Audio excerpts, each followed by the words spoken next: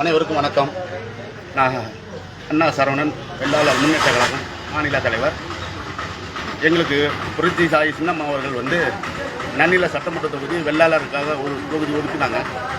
அந்த வெள்ளாளர் தொகுதியில் ஒதுக்குனதில் முன்னாள் அமைச்சர் காமராஜ் ஆளுகள்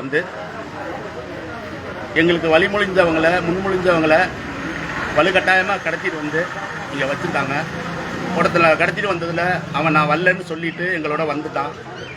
ஆனால் அங்கே அந்த தாலுகா ஆஃபீஸில் எங்களை அடித்து அசிங்கப்படுத்தி இந்த வெள்ளாளர் சமூகத்தை கேவலப்படுத்தி விற்கிறாங்க. இதை கேட்கறதுக்கு ஒரு போலீஸு அங்கே இல்லை.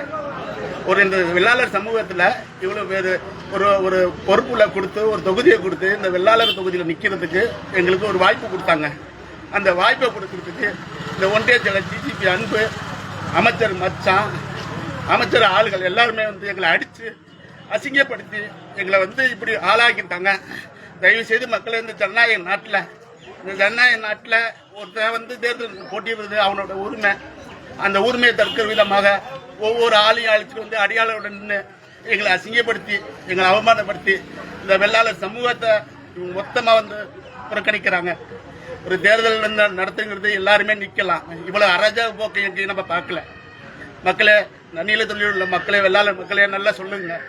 இந்த அமைச்சர் காமராஜ் இங்க வெள்ளாளர் ஓட்டு ஒரு ஓட்டு விழுக்கூடாது. நம்மளோட உரிமையை மீட்கிறதுக்காண்டி இங்க நாங்க நின்னோம்.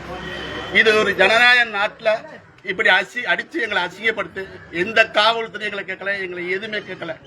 எங்களை தள்ளி ஒரு வேட்பாளருக்கு வழி முடிஞ்சவன நைட்டு 11:30 மணிக்கு கடத்திட்டு போயிருக்காங்க.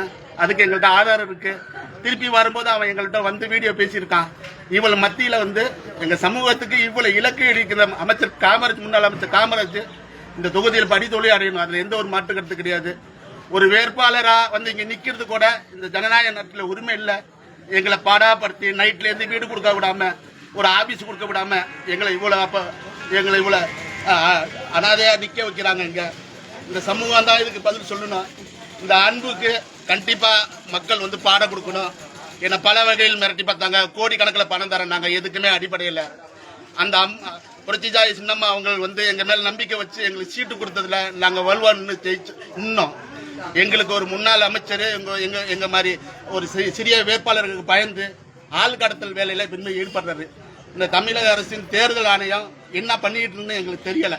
இந்த தேர்தல் ஆணையம் இந்த தமிழக தேர்தல் ஆணையம் வாயை போட்டி கண்ணு மூடிக்கிட்டு இருக்கு. இந்த தமிழக போலீஸ் எங்களுக்கு ஒரு பக்கபலமா இல்ல. ஒரு தாலுகா ஆபீஸ்ல அடித்தடி சண்டை நடக்குது, எல்லாமே வேடிக்கை பாக்குறாங்க. அங்க கேட்க பாட்டி சொன்ன 4 பேர் உட்காந்துருக்காங்க. யாருன்னு எங்களை கேட்கறதுக்கு அனாதையா நிக்கிறோம். நாங்க இங்க இந்த தொகுதியில நாங்க அனாதையா நிக்கிறோம்.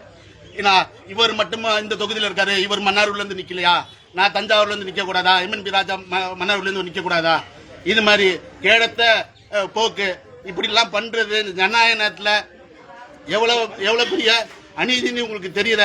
தயவு செய்து நன்னில மக்களே, இது மாதிரி ஒரு வேட்பாளர் நின்று ஜெயிச்சா யாரை வேணாலும் அடிப்பாங்க.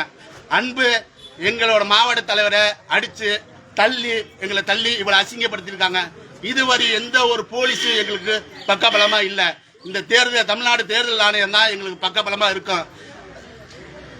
அதிமுக பொய்ச்சாளர் உங்களுக்கு நீங்க இப்படிதான் சொல்லி கொடுத்துருக்கீங்களா? ஒரு மாற்று வேட்பாளர் அங்க நிக்க போறாரு, அவரை கடத்துங்கன்னு நீங்க சொல்லி கொடுத்துருக்கீங்களா? இதுதான் உங்களோட நியாயமா? இதுதான் உங்க நீதியா? எங்க சமுதாயத்துக்கு கொடுக்க வேண்டிய அங்கீகாரத்தை அந்த அம்மா கொடுத்தது தப்பா? அதை சொல்லுங்க. நீங்க ஃபர்ஸ்ட் அங்கீகாரம் கொடுத்தது தப்பா? அமைச்சர் காமராஜ் இவ்வளவு பயம் எதுக்கு உங்களுக்கு? சொல்லுங்க. உங்களுக்கு தான் பணம் பரிகார பணம், உங்களுக்கு தான் ஒன்றிய தலைவர் எல்லாமே இருக்காங்களே. எங்களை கண்டு இவ்வளவு பயப்படுறீங்க? எங்களுக்கு ஏன் இது பண்ணு? இதுக்கு உரிய நியாயம் கிடைக்கணும். இல்லைன்னா வீடு வீடா உட்காந்து நான் பேசுவேன். இது மாதிரி அநியாயம் எங்கேயுமே நடக்குது இல்லை. இந்த நன்னில தொகுதி மட்டும் தான். ஏன் நன்னில தொகுதியில் அவர் மட்டும் தான் நிக்கணுமா? அதிமுக வேற ஆளு கிடையாதா? சொல்லுங்க. பொதுச்செயலாளர் எடப்பாடி அவர்களே, அதிமுக வேற ஆளே கிடையாதா? எங்களை இப்படி ஏன் நசுக்கணும்? எங்களை ஏன் இப்படி ஒதுக்கணும்? சொல்லுங்க. ஒரு நன்னில தொகுதியில் நாங்க நிக்க கூடாதா? இந்த சமூக மக்கள் உங்களுக்கு மேல வந்துடக்கூடாதா? இந்த சமூக மக்கள் ஒரு சட்டமன்ற உறுப்பினர் ஆயிடக்கூடாதா? ஒரு வெள்ளாளர் முன்னேற்ற கழகம் ஒரு கழகத்துக்கு ஒரு தொகுதியை ஒதுக்கி இருக்காங்க. அந்த தொகுதியிலேயே இப்படி பண்ணீங்கன்னா நாங்க எங்க தான் போய் நிக்கிறது? எங்களுக்கு வேற வழியே கிடையாது. நாங்க இருக்கிற ஆதாரத்தெல்லாம் ஒப்படைச்சிட்டு நாங்கள் இந்த சிட்டிசனே வேண்டாம், இந்த சிட்டிசனுக்கு தகுதி இல்லாத சொல்லிட்டு நாங்கள் எல்லாருமே வெளியே போயிருக்கோம். அவங்கள சந்தோஷமா இங்கே இருக்க சொல்லுங்க, சந்தோஷமா வந்து சட்டமன்ற தொகுதி ஜெயிக்க சொல்லுங்க. இவ்வளவு வேகம் காமிக்கிற அமைச்சர் வந்து தொகுதியில் நலத்திட்ட உதவியோ இருக்கிற தொகுதி மேம்பாட்டு கவனம் செலுத்தாம எவன் தேர்தல் நிப்பா, எவனை தூக்கலாம், எவனை வந்து வாபஸ் வாங்கலாம், எவனுக்கு காசு கொடுக்கலாம் அப்படின்னு சொல்லி தான் இந்த எண்ணத்துல இருந்தா எப்படி இந்த நாடு உருப்படும், இந்த தொகுதி எப்படி உருப்படும்? இந்த நன்னில தொகுதியில 15 வருஷமா நீங்க தான் சட்டமன்ற உறுப்பினர். இதுல என்ன வளர்ச்சி வந்திருக்கு?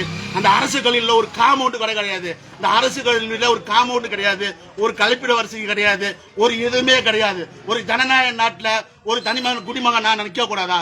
சொல்லுங்க, நான் நிக்க கூடாதா? இது ஏன்னா மித்த சமூகம் அவங்க செஞ்சிருக்க மாட்டாங்க. இந்த வெள்ளாளர் சமூகத்தினால தான் இவங்க இப்படி பண்றாங்க. இந்த வெள்ளாளர் சமூகம் வெளியில வந்துடக்கூடாதுன்னு இப்படி அமைச்சர் ஆளை விட்டு, முன்னாள் அமைச்சர் ஆளை விட்டு எங்களை வந்து இப்படி அநியாயம் பண்ணிட்டு இருக்காரு. இதுக்கெல்லாம் மக்கள் தகுந்த பாடம் சொல்லணும். நன்றி, வணக்கம்.